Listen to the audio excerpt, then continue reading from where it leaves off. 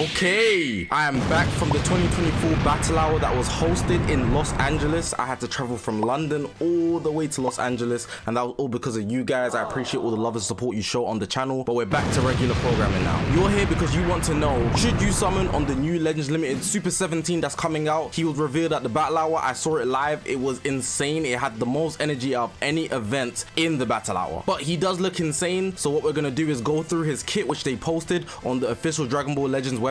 I'll tell you whether I think it's worth you summoning. So maybe you might be on the edge of summoning, but you really want the confirmation whether it's worth it or not, or I might say it's not worth it at all. And then at the end of the video, I'll give whether I'm summoning, because people base whether they're summoning sometimes on my opinion. But of course, what I do isn't law, so it's up to you for you to decide how you spend your chrono crystals. I'm doing too much talking already. Let's get into the video. Now, I know you do want to get into the video, but of standard, we gotta talk about these precursors before you even decide or watch this whole video. The first thing I want to put out is that this banner will last for a decent amount of time, and there's also the other Goku GT banner, the Universal Spirit Bomb Goku banner. He's also very useful for GT. Now, you might not be summoning for GT, you might be summoning for Android, so really think about what team you want to use. If you're summoning for GT, this guy's blast based, where the team could be more overall strike based, or do you want to build a more blast based GT team? Even though this guy is very good and we'll get into his kit later, you might want to consider what type of team you'll be running, because the synergy is quite important, so please consider that. I also want to point out that chrono crystals are quite scarce. They dropped 2 Legends Limited this month. Last year in January they dropped 1 Legend Limited and an Ultra, so thank God it's not an Ultra at least, but 2 Legend Limited is still quite crazy. So you might want to divide your chrono crystals up for what's most important to you. Do you want the 17? Do you want the Goku? Do you want something else that's coming in the future? You have to decide, and because we just came out the festival as well, there's never really been a time to save your chrono crystals, so that needs to be considered as a factor as well. I will also say as well, you guys are not content creators, at least most of you I believe, so with that being said, I suggest you just watch showcases, because most content creators, and I will say I probably will, but I'll give more information later, will be summoning. So with that being said, you can just watch the showcases, get a feel of them from the showcases, or you could actually wait till PvP kind of unfolds and how the unit takes place before you actually make your decision. That's pretty much everything I want to say before you make your decision on summoning. I think it's very good to know all those things. I think just consider how long the banner is going to last as well. That might be influential, because you could just wait till the last date, and then you might know what's coming out afterwards based on maybe hints or like sagas and information like that. But yeah, that's pretty much what I've got to say for precursor information. Let's get into the kit real quick. So we're here on the website for LL Super 17. It's going to be all his abilities, so his full kit. I don't have, or we don't have, the Sparking Buller and Vegeta Assists kit, so we'll just go into Super 17. But from what they tweeted on Twitter, I will say the kit does look decent. It's kind of like Pan but for GT, but I'll put the tweet on the screen for the small information that we have. But naturally, they're not the main source. Even if they are super valuable, we're really looking at the Legend Limited. So I'm just gonna read out the key things. If you want to read the whole kit in full detail, I suggest you just go to this website. I'll link it in the description or the pinned comment. But yeah, I'm gonna read out the whole thing because I don't want you guys to be here all day. So a big thing you'd want to know is that he's red. Red is very valuable, I'm not gonna lie. It's like the one element that GT needed, which is good, but androids could also use that element as well. You see all the tags here: Android, GT, Fusion Warrior, Powerful Opponent, and obviously from GT. A lot of people are going to be asking if they're good for Fusion Warriors, if this unit is good for Fusion Warriors, and I will say that this unit is already blast based, so you might want to consider that for how fusions work, because fusions is a strike based, but I'll talk about that later. Right, so here we have the main ability, and what's obviously good about the main ability, in my opinion anyways, you draw ultimate arts. I like units with ultimate arts, Legend Limiteds with ultimate arts, because blue cards you could have them on the side, but ultimate in itself will always do more damage. If we look at here, you can get health and ki, that's kind of standard. Here you inflict all enemies attribute downgrade plus 20% to damage received, so you're going to be doing more damage, but I don't really like this anyway, because when you pop the ult or rising rush, things get cancelled, and a lot of enemies cancel buffs, you know, or debuffs or whatever. Down here, depending on how many remaining enemy battle members, you'll be applying these buffs to yourself. So if the enemy has 3 battle members, you'd be doing minus 30% to enemy sustained damage cut effects. So if they're in a worse position, you would actually be better off as well, because you'd be giving them less of some sustained damage cut. 3v1 or 2v1 or 1v1, you'd be getting this one here, but if they have 2, then you'd be getting this one here. Then if they have the full 3, you'd be getting this one here. So just consider that for the main ability. When you're popping it, you'd be better off if you probably do it later, deeper into the battle, because you'd most likely taken out at least one of their members. If we look at the Z ability here, you can see it's blast attack and strike defense, GT Android, and then they add the powerful opponent section, then it's GT as well for the additional. So if you have like Android and GT or something like that, or GT and GT, you get how it works with the and thing. The strike and blast, the strike isn't that crazy, plus 10% damage received for every for 10 timer counts on hit, so every time you land a strike. But the blast is insane. You'll be given 170% blast damage inflicted against blast armor, so that anti-blast armor is super good. That piercing is super good. I like this number, but it's gonna be absurd because I'd be abusing blast armor. I need to be careful when fighting this guy, especially if I'm using a yellow, but I don't be using yellows. I guess like UI should be careful. He's like the main one. If we're looking at the blue card, I think what's nice is that it randomly seals a card.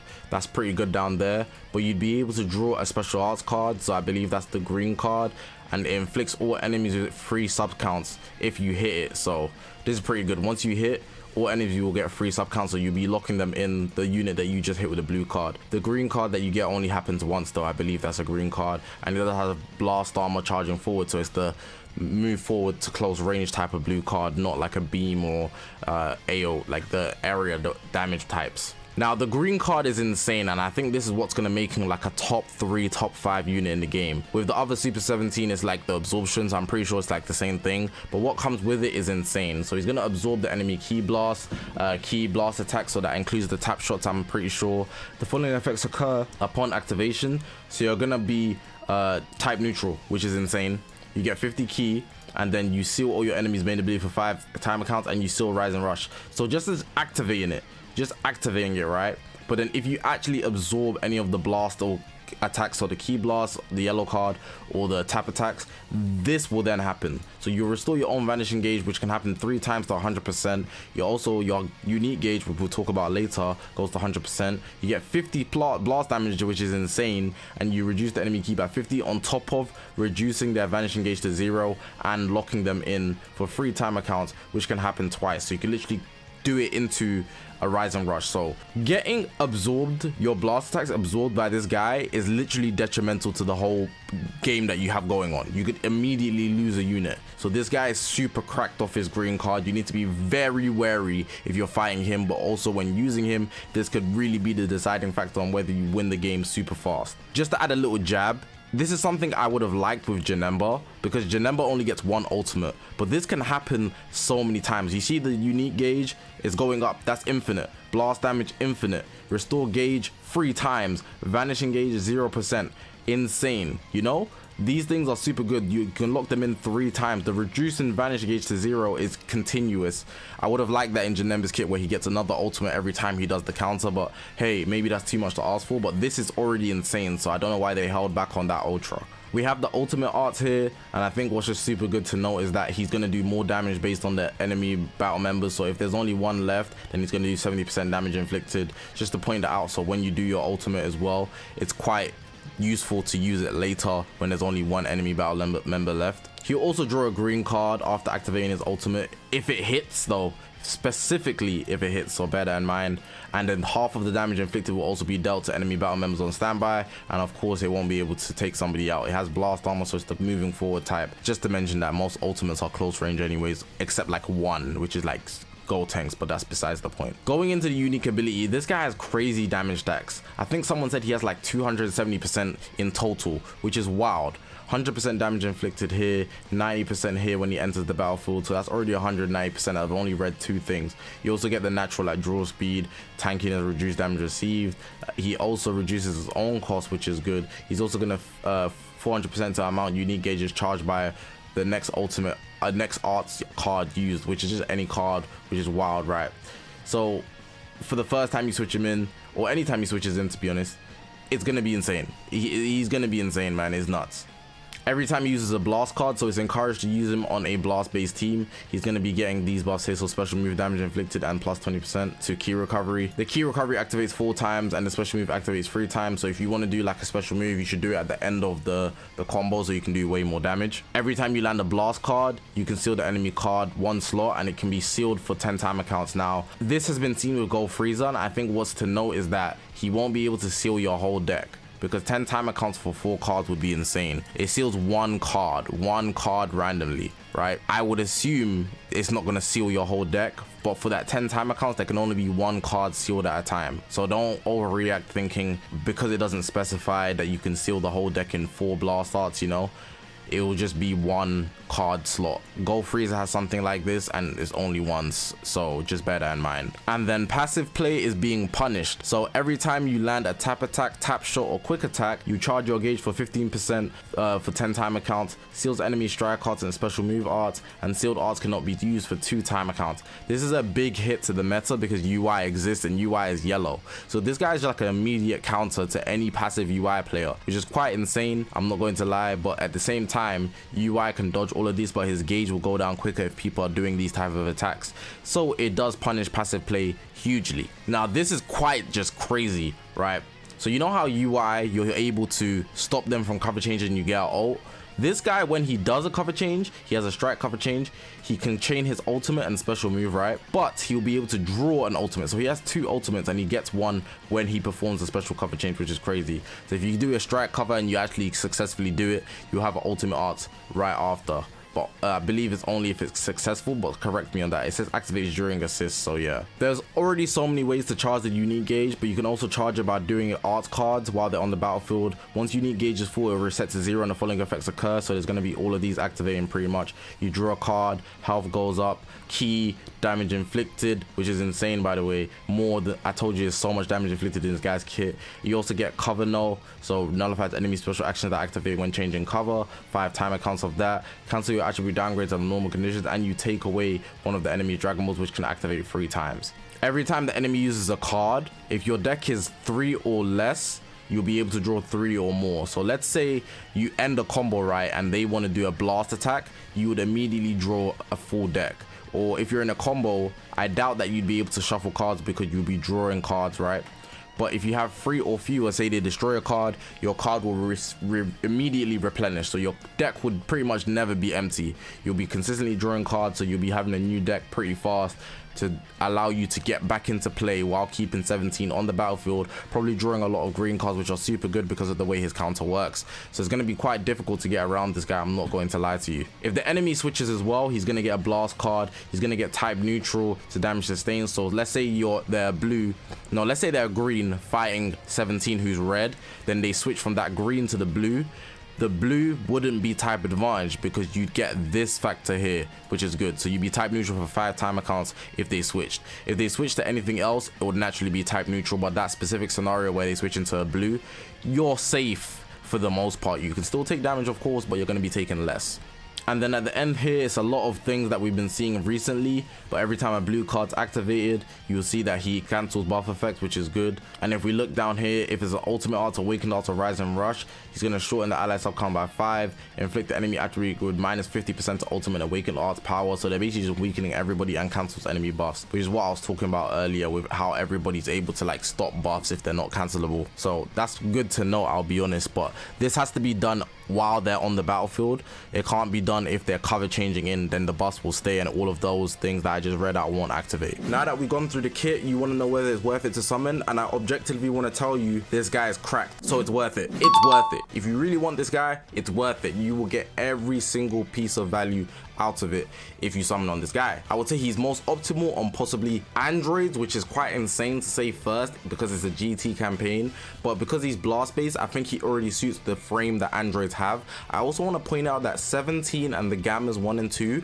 are on the banner as well, which are all blast based characters, so you can literally build a ranged Android team immediately if you summon on this banner, and you get decently lucky with the 2 other legend limiteds. I don't know if they're the only ones, they're probably not. There's probably like 2 others we haven't seen, but those 3, the new 17, LL17, the MVP, and Gamma 1 and 2, those are 3 elements that you could build an Androids team which will be good in PvP. So naturally I'd say Androids is the best team, most optimal. Second, naturally GT, he's a GT character, he's gonna fit on it, even though GT is very strike orientated. The new Goku, he's kind of like in the middle, so maybe you could find a balance of just overall damage, strike and blast.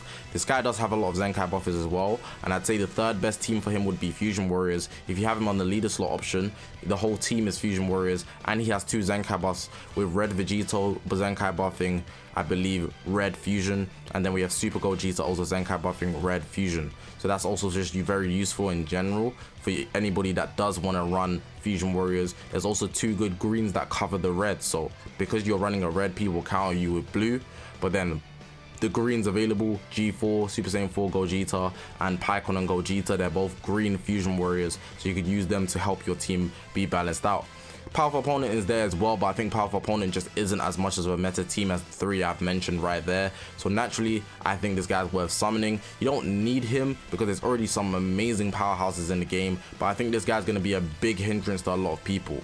I'm not going to say he's like below par, so with me saying you don't need him, that's under the circumstance that you have a meta team. So like UI, Bardock, Pycon, you know, the main Saiyan team, or a super good GT team. Even if with that being the case, this 17 would be super good for the GT team if you don't have the GT Goku, you know. You kind of need all these pieces if you want to actually skip this banner. So how I look at it, he should be summoned on. But if you have a team that you like more, or you really just want to thug it out and wait for something better, that's also an option.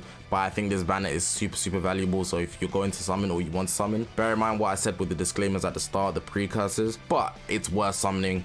I advise summoning. Now you want to know what I'm doing? I'm going to be summoning. He's a fusion warrior. I made my decision the minute I realized that I completely forgot he's a fusion warrior. The minute I figured that out, I had to summon. And on top of that, he's cracked. I really want to use him with UVB. That green card counter from both of them, the vanish removal from both of them, I can't wait to just be toxic as hell. And we've got the greens to cover them. I can also use double green and then 17 if I don't want to use UVB, but just off preference, I always have to use UVB. But just to show you just the options on fusion warriors for me, I like that. And on top of the fact that I'm a big GT guy in Legends, you know, so I gotta build the GT team in the background. I can't be missing out these core pieces. I'll be looking like a fraud. I need to be summoning on the GT pieces.